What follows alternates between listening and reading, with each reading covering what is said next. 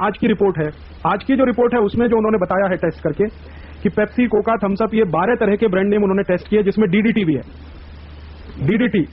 DDT है 15 times ज्यादा है जो परमिसिबल लिमिट है हिंदुस्तान में उससे। तो डीडीटी है, डीडीटी को भारत सरकार ने बंद कर दिया है, नाली के सामने भी नहीं छिड़क सकते अभी आप डीडीटी। वो डीडीटी जिसको आप अपने घर में कीचड़ पे भी नहीं डाल सकते, नाली के सामने भी नहीं छिड़क सकते, मच्छर मारने में भी काम नहीं ला सकते, वो डीडीटी पेप्सी कोला में है, वो कोका कोला में है। और वो जो लिमिट होनी चाहिए उससे 15 गुना ज्यादा। ये मैं अभी इसके बारे में हम सुनीता नारायण की रिपोर्ट मंगा लेंगे तो ये प्रश्न का हल हो जाएगा कि ये पानी से आया है या इन्होंने मिलाया है कि अमेरिका में कोई भी पेप्सी कोक का अगर हम माने यूनिट लें तो उसमें कोई पेस्टिसाइड नहीं होता, जीरो। हिंदुस्तान में उससे 15 गुना ज्यादा डीडीटी है, 21 गुना ज्यादा क्लोरोफिरोस है, वहां बिल्कुल जीरो है। नहीं, वो तो उनके यहां जो स्टैंडर्ड है उस स्टैंडर्ड से हमारे यहां 15 गुना ज्यादा है। तो वो डीडीटी है, फिर क्लोरोफिलोस है, फिर मेलाथियोन है, और मेलाथियोन जो है 42 गुना ज्यादा है, 42 टाइम्स ज्यादा है। फिर उसके बाद मेलाथियान के बाद लिंडेन जो सबसे ज्यादा डेंजरस, लिंडेन वो 87 गुना ज्यादा है, 87 टाइम्स।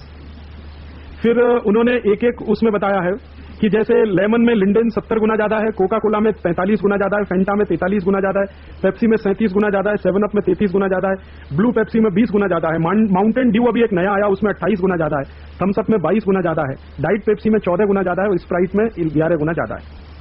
तो रिपोर्ट का ये हिस्सा एक जो अभी आया, फिर 97 की रिपोर्ट का एक हिस्सा जिसमें इन्होंने ये टेस्ट नहीं किया, आर्सेनिक इन्होंने नहीं बताया, लेड इन्होंने नहीं बताया, और जिंक इन्होंने नहीं बताया, कॉपर इन्होंने नहीं बताया। तो आर्सेनिक, लेड, जिंक, कॉपर पुरानी रिपोर्ट का, नई रिपोर्ट का ये दोनों मिलाकर एक पन्ने में पूरा वो बनाइए और एक पन्ना उसके बारे में आप पुराना जो अपना मटेरियल है पेप्सी कोक का तैयार किया हो उसमें से लिख दीजिए। और सुनील आगीवाल जी, आपके पास है कोई सैंपल जो आपने लिखा था ये पेप्सी कोक के बारे में? संवेदना में है। अच्छा, वो बार्क वाली रिपोर्ट है क्या संवेदना में? भाभा एटॉमिक रिसर्च सेंटर है, जरा निकालो ये।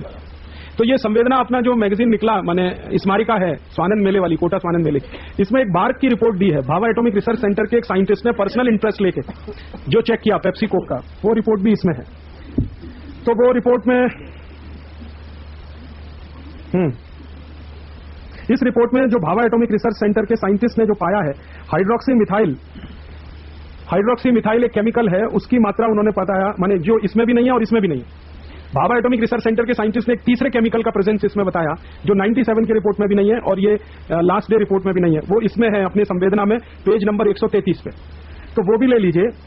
और ये हाइड्रोक्सी मिथाइल जो होता है केमिकल, उससे क्या क्या प्रॉब्लम्स है वो भी उसने बताया। ये न्यूरोटॉक्सिक है, जेनोटॉक्सिक है, साइटोटॉक्सिक है, तीनों। माने न्यूरोटॉक्सिक होने का माने आपके दिमाग को, आपके नर्वस सिस्टम को, आपके ब्रेन को पूरी तरह से डैमेज करने की क्षमता रखने वाला कोई केमिकल। इसी तरह से जेनोटॉक्सिक, आपके जेनेटिक मटेरियल को खत्म कर देने की क्षमता रखने वाला कोई भी केमिकल। अब आप सोचिए इससे ज्यादा खतरनाक जहर क्या होगा? आपका जेनेटिक मटेरियल डैमेज कर दे कोई केमिकल, जिसके बाद तो कोई चांस नहीं है आपका।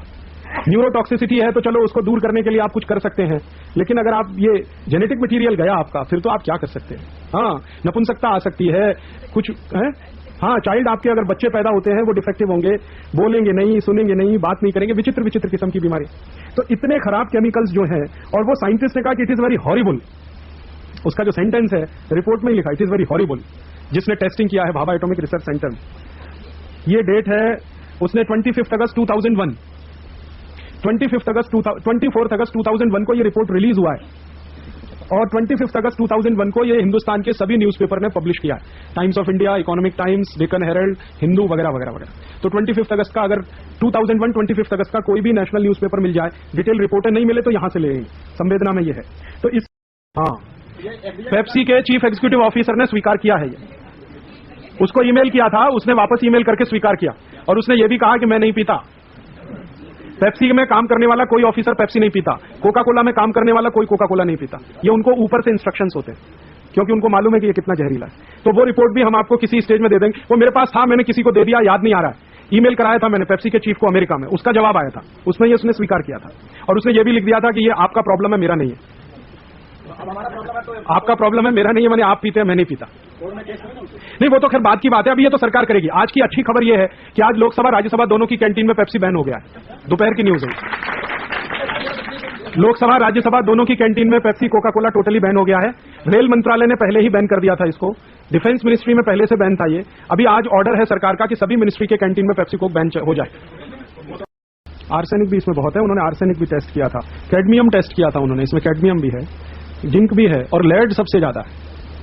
आप जानते हैं लेड के बारे में, लेड इतना खतरनाक जहर होता है, दुनिया में सबसे ज्यादा सुरक्षित माना जाता है वो मां का गर्भ होता है, लेकिन लेड उसको भी तोड़ने की क्षमता रखता है। किसी बच्चे को मां के गर्भ के अंदर भी हिट कर सकता है लेड, उसको सेरिब्रल पॉल्सी में डाल सकता है और कोई भयंकर बीमारी में डाल, माने मां के शरीर में अगर लेड गया तो उसके गर्भ में पल रहे बच्चे के शरीर में पहुंचना भी बहुत आसान है, जबकि दूसरे जहर आसानी से नहीं पहुंच पाते लेड को छोड़कर।